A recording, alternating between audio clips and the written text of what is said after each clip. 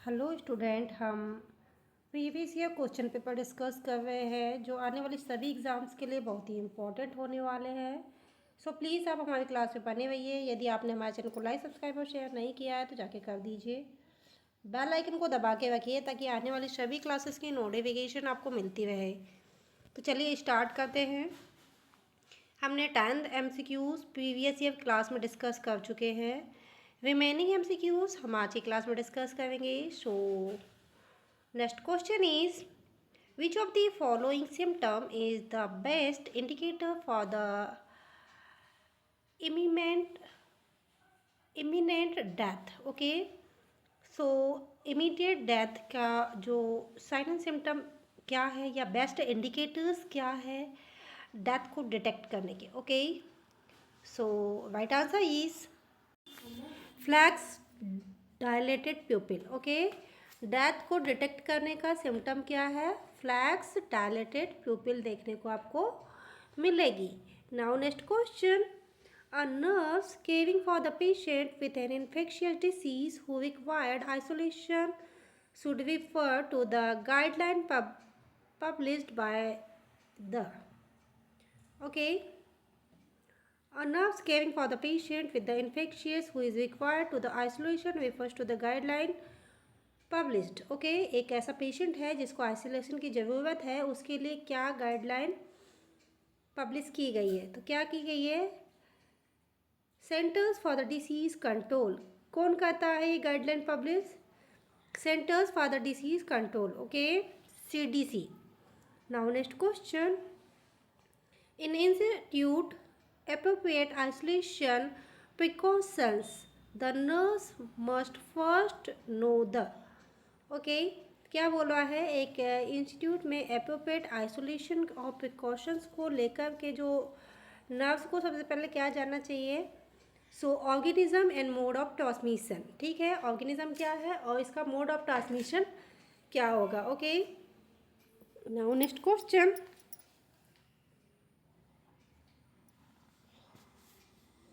which is the correct procedure for the collection sputum specimen for the culture and sensitivity test? तो best procedure क्या है sputum culture और sensitivity test के लिए?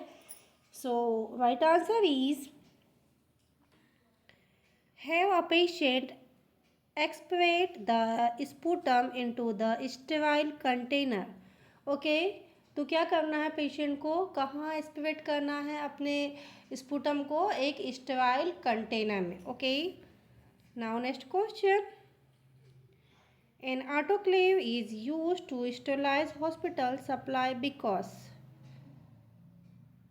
सो autoclaving का क्या हॉस्पिटल में क्या उपयोग है या क्यों किया जाता है?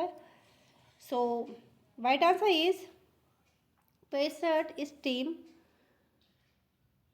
पेवेंट to the supplies better. Okay, जो स्टेलाइजर है उसके उपयोग से क्या होगा कि उसको स्टीम में क्या करेंगे? जितने भी इक्विपमेंट है, आपको पता है ऑटोक्लेविंग का क्या होता है, उसका प्रोसीजर और क्यों किया जाता है, स्टेलाइजेशन क्यों किया जाता है, तो वही चीज़ यहाँ पे पूछी गई है। ओके,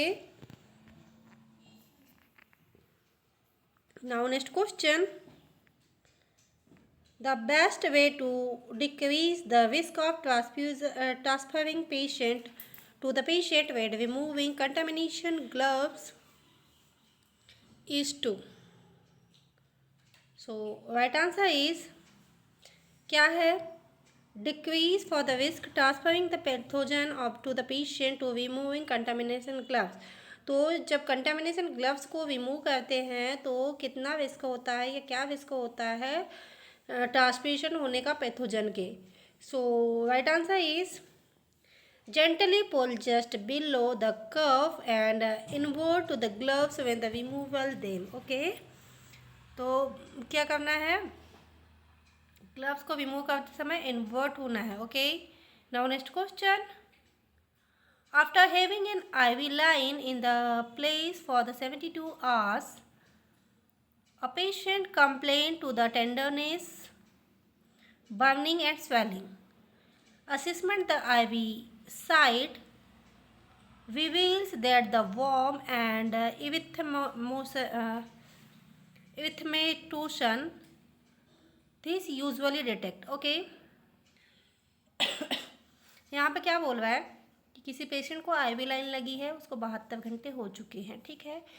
अब इतने 72 घंटे होने के बाद में क्या होगा, उसको कंटिन्यूस आईवी लाइन चल रही है।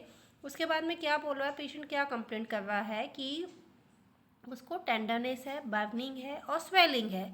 तो ये सब चीज़ें अब हमने जाकर के असेसमेंट किया तो सही में हमको वार्म और अरिथमेसिस जैसे फीलिंग आ रही है, तो इसको हम क्या बोलेंगे। ओके, तो इसके लिए जो टर्मिनोलॉजी यूज़ होती है इसको फ्लोबाइटिस कहते हैं। क्या बोलते हैं? Phlebitis. Now next question, to ensure homogenisation when diluting powdered medication in a vial, the nerve should. So right answer is roll a vial gentle between the palm. Okay, now next question, the nurse is teaching a patient to prepare a syringe with 40 unit of U10 NPH insulin for the self injection. The patient's first priority concerning self injection in this situation is to.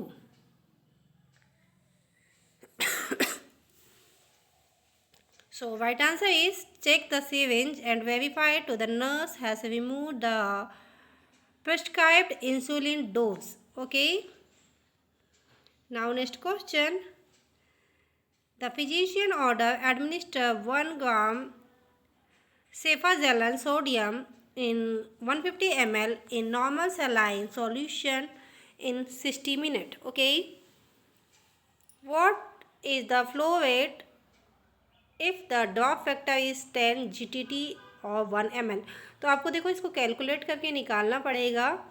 तो क्या बोल रहा है कि physician order है 1 ग्राम सिफाजलन sodium देना है, जिसको कितना 150 ml नॉर्मल सलाइन के साथ में 60 मिनट में इंसर्ट करना है। तो और उसका ड्रॉप फैक्टर कितना दिया है 10 GTT 1 ml।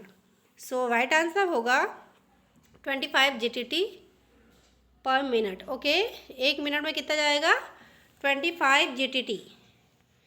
Now next question,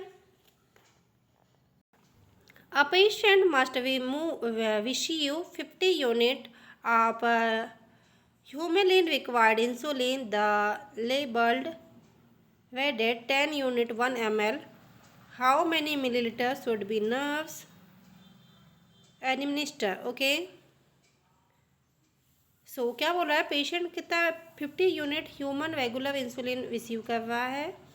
the table to read 100 unit 1 ml। Okay, 100 unit के लिए कितना है बराबर कितना होगा 1 ml। तो how many millilitre should be nurse administer, तो कितना देगी 0.5 ml। ओके, कितना देंगी इंसुलिन 0.5 ml। ये डोजेस है इंसुलिन के। और नॉर्मली यदि आप इंसुलिन वार्ड में या डायबिटिक वार्ड में ड्यूटी लगती है तो बाकायदा इन सब चीज़ों का आपको नॉलेज होना चाहिए। Now next question, how should the nurse prepare an injection for the patient who take both regular and NPH insulin? Now right answer is draw up the regular insulin then the NPH insulin in the same syringe. Okay, now next question, a patient has just received 30 mg of codeine by mouth for pain. 5 minutes later he omits. What should the nurse do first? ठीक है, कोई patient है उसको codeine bye mouth दिया गया है, तो क्या कर रहा है वो 5 मिनट में ओमिट कर दे रहा है, तो नर्स का फर्स्ट एक्शन क्या होगा?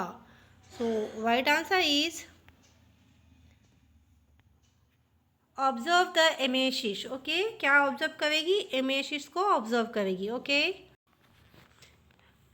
अब एमएसिस में भी क्या उसको और ज़्यादा ओमिट करने की इच्छा तो नहीं हो रही है, अमाउंट, क्वांटिटी, क्वालिटी, ये सब चीज़ उसको ऑब्जर्व करना है। Okay, now next question, a patient is categorized with a cystine invalus urinary Foley's catheter to determine if, तो क्या डिटरमाइन करेंगे, his 24 hours output is adequate. Okay, now next question, a staff nurse who is promoted is the assistant nurse manager for feel uncomfortable instantly when supervising her former peers. She can be best decrease his discomfort by, okay तो एक staff nurse है वो promote कैसी हुई है, assistant nurse manager के रूप में प्रमोट हुई है। अब उसको क्या हो रहा है कि अपने ही साथ के लोगों को सुपरवाइज करने में थोड़ा सा अनकंफर्टेबल फील कर रही है वो। ओके, तो उसका जो अनकंफर्टेबल पना है वो डिक्रीज कैसे किया जाए। So right answer is making change after evaluating the situation and having discuss with the staff. Okay, supervise करने के बाद में सिचुएशन के बारे में अपने अदर स्टाफ के साथ में डिस्कस करेंगे। सो स्टूडेंट, ये थे बहुत ही इंपॉर्टेंट एमसीक्यू जो हमने आज की क्लास में डिस्कस किए। आई होप आने वाले सभी एग्जाम्स के लिए ये एमसीक्यूज इंपॉर्टेंट रहने वाले हैं। सो प्लीज़ आप हमारे क्लास में बने रहिए। यदि आपने हमारे चैनल को लाइक, सब्सक्राइब और शेयर नहीं किया तो जाकर कर दीजिए। बेल आइकन को दबा के रखिए ताकि आने वाली सभी क्लासेस की नोटिफिकेशन आपको मिलती रहे। Thank you for watching.